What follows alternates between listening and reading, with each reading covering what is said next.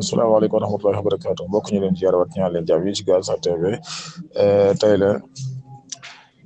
mardi 25 mars 2025 ñëw ci xibaar dañ koy door rek borom moto yi ñu ne nag yokkal na leen yeneen ñaari weer yoo xamante ne ci daal ku ci amul woon kayit nga mën koo dem wuti ñu ne daal ki nga xam ne lii nag mooy ministère Yankhoba Diémé mu yor wàllum transport daal moo xam ne lii daal mu ne nag yokkal na yeneen ñaari weer mu ne ñi jotoon a bind nag mi ngi tolloon ci juróom-ñetti junni ak juróom-ñetti téeméer ñoo jotoon a bindu mu ne daal may na leen yeneen ñaari weer yoo xamante ni si daal ku ci bindu du woon amoo woon ay kayit nga dem wuti ko ñi nga xamante ni si nag ñoom ñooy waa FMI nag seen chef mission bii di Edouard Guémel moom nag la mu xam ne daal nguuru Macky Sall juróom-ñaari milliards ci xaalisu dollar daal la ñu nëbb woon te boobu ba léegi amuguñ ci lu leer loolu daal moo tax ñuy woy di téye seen loxo dara ñu daal 7 milliards dollars yoo xamante ni si daal nguuru Macky Sall nëbboon na ko te boobu ba léegi xaalis boobu amuñ ci lu leer xamuñu fu mu dugg moo tax daal ñi ngi continuer di téye seen loxo ba mu gën a am lu leer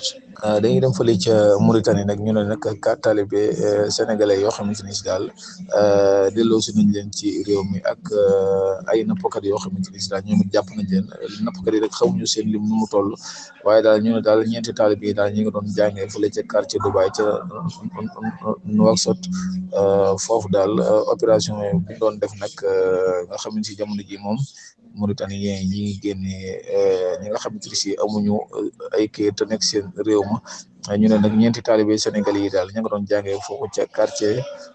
Dubaï ca Nouakchott ñoom nag jàpp nañ leen ak i nappkat yu bëree bëri daal ñu ne nappkat yi xamuñu ñu toll waaye daal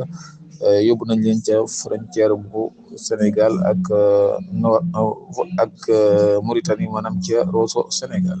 man dañuy dem fële ci réewum Italie nag ñu ne daal 2 ressortissants sénégalais yoo xam si ne jàpp nañ leen ci mbirum dorog ñu ne fa ñu ngi leen jàppee fële ca Catane ñu ne daal ñii di waa police nag ñu ngi leen jàppale lu toll ci 10 doses de carack ñu ne daal ñoom ñaar ñooñu nag placé nañ leen mbirum détention maanaam placé nañ leen